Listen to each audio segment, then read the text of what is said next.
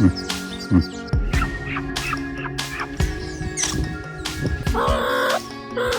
everyone, welcome back. I'm Ruben and in today's video I'm gonna do another Q&A. Don't forget to subscribe and turn on your notifications bell.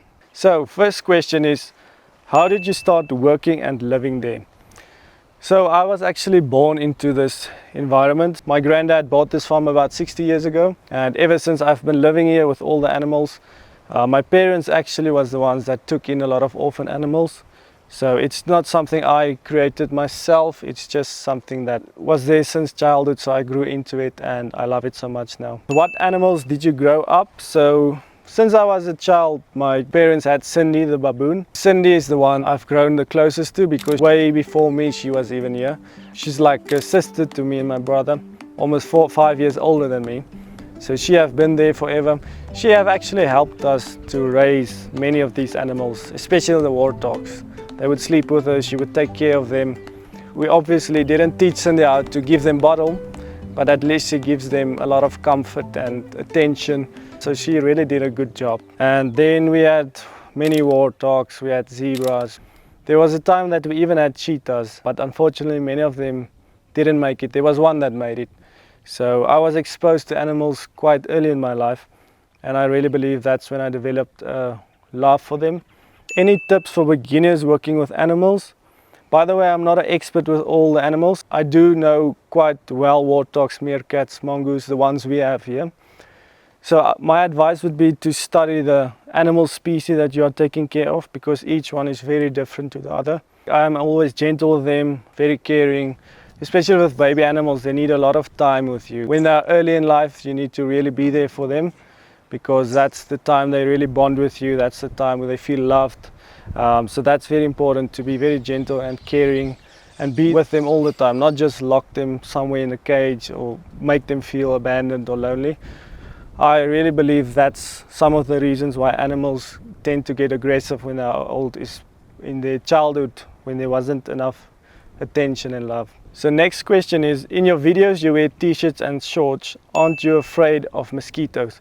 So no, I am not. Luckily ours are not aggressive. You don't find them in the day really, only in the rainy season a little bit, but there's not a lot around here. It depends if our lake in front of our house is full, then they tend to breed out and then there might be a little bit more, but in general there's not a lot. So what's your favorite hobby? So I must say, after a nice rainy spell, to just walk in nature and the rivers are flowing, you see the animals happy, and then this fresh smell of the ground, the grass, it's just very special. Especially after a long dry spell in Namibia, it's so refreshing to just smell the rain. Would you live anywhere else? So no, definitely not. I think if you grow so close to these animals, they are like your family, you don't want to leave them. I can barely go a day or two without Minky, Cindy, Zoe, Betsy, Benny, all these animals. So they are really so close in my heart. And just the freedom and peace you feel on the farm is just special. I cannot leave Namibia. Namibia is such a special country, such vast open landscapes. So it's really close to my heart. So the next question is, have you ever lived anywhere else? So yes, I have lived in Australia for about 6 months. I was working there on farms with my brother. And then I have been in town in Windhoek, my childhood, where we stayed in the boarding school during the week. Weekends we came back. So I don't know if that counts as living somewhere else, probably. Yeah, but now I currently stay on our farm in Namibia and I don't plan on leaving very soon. Next question is, where's your dream holiday destination? So I thought a lot about Kenya and Zanzibar, just the island close to it, for the reason that you can do the safari of the animals in Kenya, which is beautiful, the Great Migration I really want to see. And then on the same time, you can make it like one holiday to visit Zanzibar and the beaches, which is beautiful. So that's definitely on my bucket list. So apart from the farm, what's your favorite place in Namibia? So I would say Sossusvlei, for the reason that it's just such a different landscape. It really looks like a different planet. It has such an eerie feeling around it, but yet so beautiful. I don't know if you've seen it, Dead Valley with the old trees that's almost 1,000 years old. It was an oasis, but it dried up, and it's just breathtaking. It's just a feeling. You have to experience it to really understand it. So this question I get asked a lot: can I volunteer or work on the farm? So we do not do volunteering or offer work on the farm. So we do have permanent employees and workers. So, but we do welcome guests to stay in our chalets that we have and interact with the animals that we have. So that's what we offer right now. If there is in the future possibility of volunteering, I'll definitely make it public. Yeah, but for now that's not an option. So sorry for those that are disappointed, but maybe in the future. So this is also another question I get asked a lot. Why don't you check your messages? So it is at the moment quite impossible to check all the messages. I do get thousands.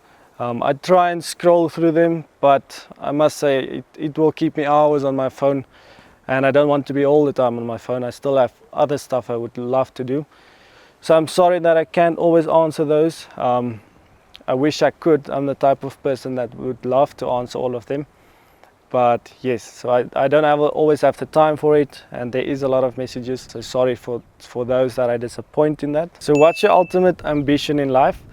So I would really like to work with animal conservation in Namibia. I want to make a big difference in it. I want to be there to educate people about it in the future, especially the young generation, to live with them, and because there's a lot of human-animal conflict in Namibia.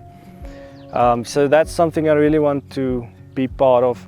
The other thing is rhino conservation, because we do have a big problem with rhino poaching. So some people believe the horns are for medicinal reasons, which is totally not true, because it's just like fingernails, keratin, which is in the horn of the rhinos. So yeah, there's a lot of poaching. They kill the rhinos just for the horn. It's quite sad to see that, and their numbers are drastically dropping as well, so that's a big concern. So I definitely want to be part of that as well.